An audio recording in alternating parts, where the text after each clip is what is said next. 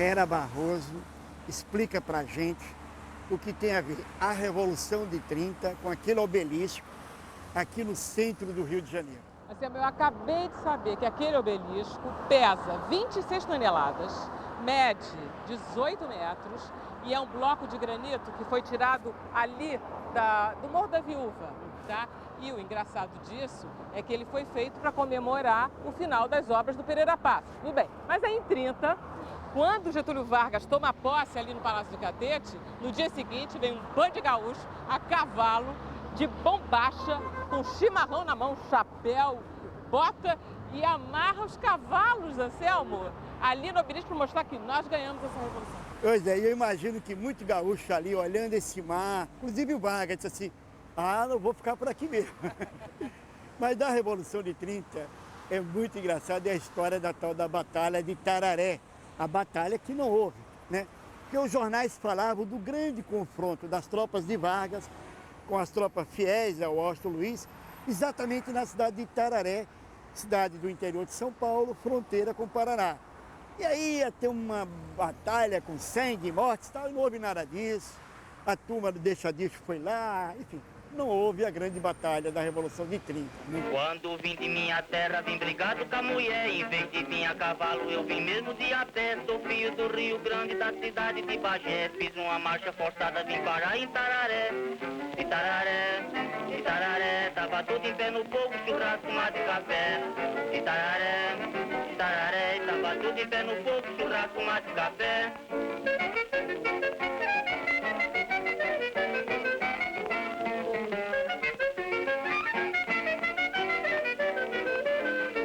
O economista José Márcio Camargo é professor da PUC do Rio de Janeiro. Professor, qual era a situação econômica do Brasil antes da Revolução de 30?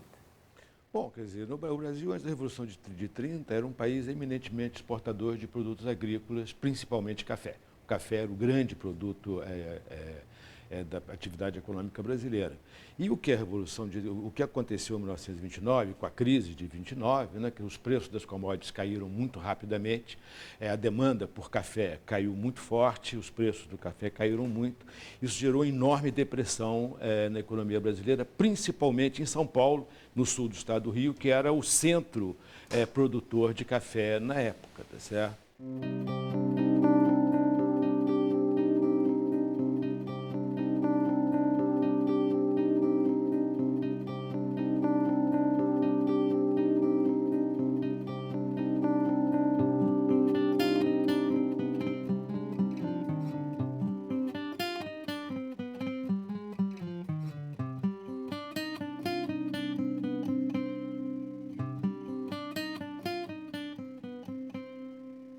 Então, o Vargas toma o poder na Revolução de 30 e o que ele faz economicamente?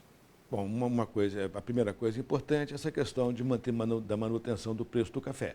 Isso fez com que a renda em São Paulo, que era o grande centro produtor de café do Brasil, se mantivesse relativamente mais alta do que teria acontecido se você deixasse o preço cair, e permitiu que os grandes produtores de café, uma parte pelo menos dos grandes produtores de café, aqueles decidissem parar de produzir café e investiram uma parte desse dinheiro na indústria. A industrialização brasileira foi muito incentivada ao longo do governo Vargas, principalmente a partir do final do Estado Novo, 37, 38, mais do que no período anterior. Você me mandou cantar, você me mandou cantar,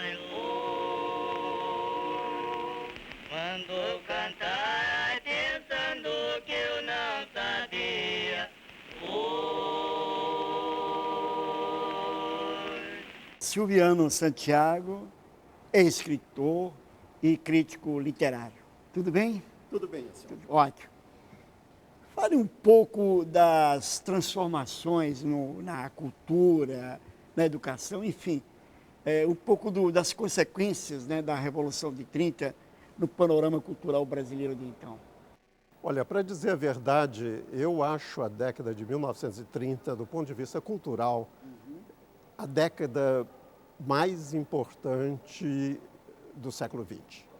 Eu sou totalmente fascinado por essa década, porque foi neste momento que se modela o Estado moderno brasileiro. E se modela, em particular, graças a uma participação muito efetiva dos intelectuais. E 1930 traz a ideia de que o Brasil é feito de regiões e que essas regiões elas têm de contestar o Estado Nacional. Então você vê que vão pipocando movimentos por todos os lados do Brasil. Você vai ter, por exemplo, no Nordeste, o romance nordestino. Você vai ter lá no Sul, por exemplo, o romance de Érico Veríssimo. Você vai ter em Minas a figura do Amanuense Belmiro, Ciro dos Anjos, que escreveu o Amanuense Belmiro, e assim por diante. E ao passo que nos anos 20, se você vê, em geral, todas as obras, Macunaíma, ou a Poesia Pau-Brasil, elas falam de um Brasil meio mítico, meio utópico, obviamente, mas não se detinha, não é, no interesse pelas questões particulares da região, como a gente vai encontrar, por exemplo, no romance de Graciliano Ramos. No Quer dizer, Vidas realismo, Secas. isso. Exato, Vidas Secas seria um romance impossível nos anos 20.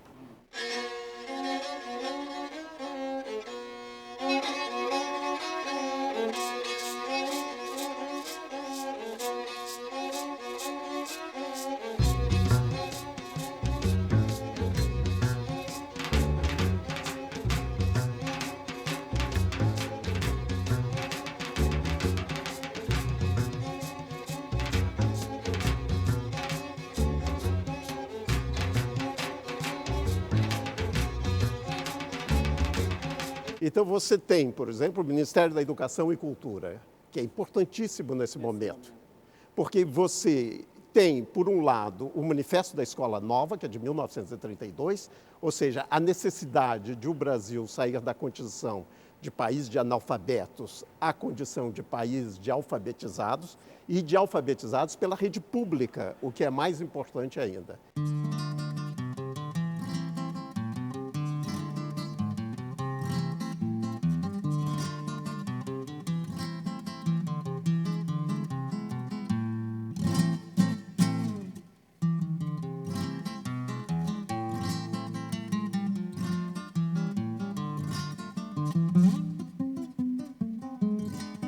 Agora, depois de 30, nós temos 32. Fala um pouco dessas ebulições que ocorreram após 30. Olha, 30, quer dizer, como qualquer processo revolucionário, você abre a panela de pressão e não sabe o que vai sair daqui vem dentro. Isso que é bonito, né? Por isso que é legal a revolução. Não é igual certas eleições que a gente já sabe o resultado. O legal é você ter um processo revolucionário. Primeiro que aparecem novos personagens, novos políticos, novos intelectuais. Muda tudo, você tem a literatura que muda a arquitetura, muda a educação. Então, há um desejo de mudar o Brasil. Por exemplo, é criado o Ministério da Educação e Saúde, isso é fundamental. É criado o Ministério do Trabalho, nós sequer tínhamos o Ministério do Trabalho, que era um absurdo.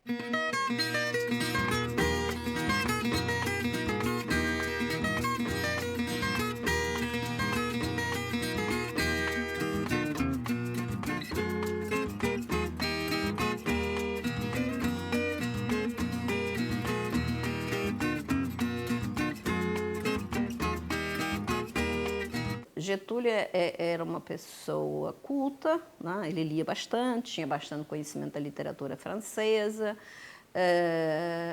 tinha feito direito, um bom curso de direito, e tem noção do que está acontecendo no mundo. E tem uma formação positivista gaúcha, que é uma formação que exalta muito o papel do Estado. As nações, segundo o positivismo gaúcho, elas se desenvolvem se houver um chefe de Estado forte e um Estado equipado para promover a mudança, para promover o desenvolvimento, para promover o desenvolvimento da economia e do cidadão. É o Estado que tinha que fazer isso. Então, esta formação ele tem essa formação intelectual, doutrinária.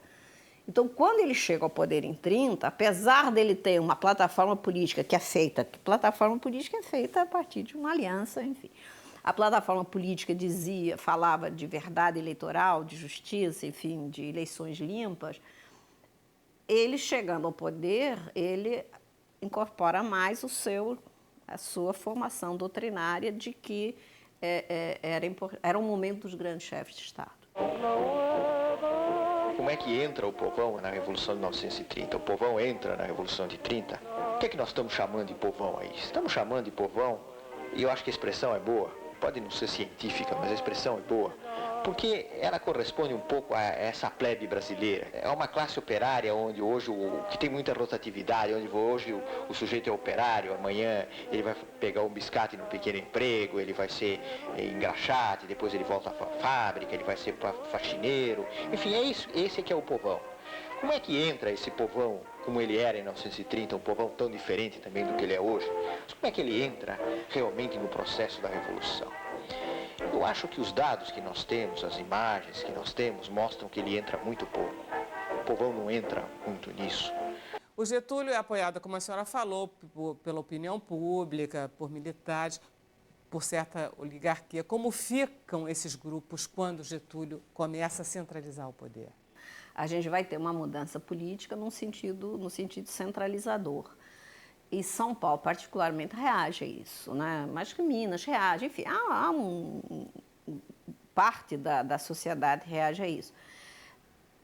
Getúlio vai ter que ceder, ele vai ceder depois da Revolução de 32 e vai convocar eleições e uma constituinte. A gente vai ter uma nova Constituição em 34. Então, em 34, Getúlio passa a ser um presidente constitucional, eleito pela via indireta, pelo Congresso.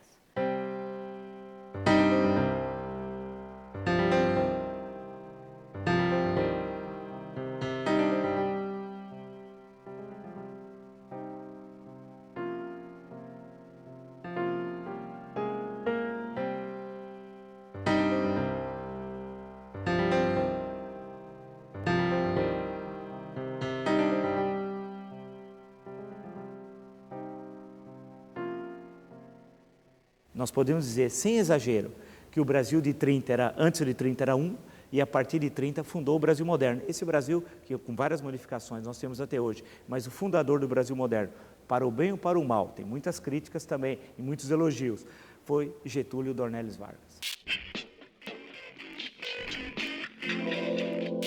Trabalhadores do Brasil, aqui estou, como de outras vezes, para compartilhar das vossas comemorações e testemunhar o apreço que tenho ano de trabalho como colaborador direto da obra de reconstrução política e econômica da pátria.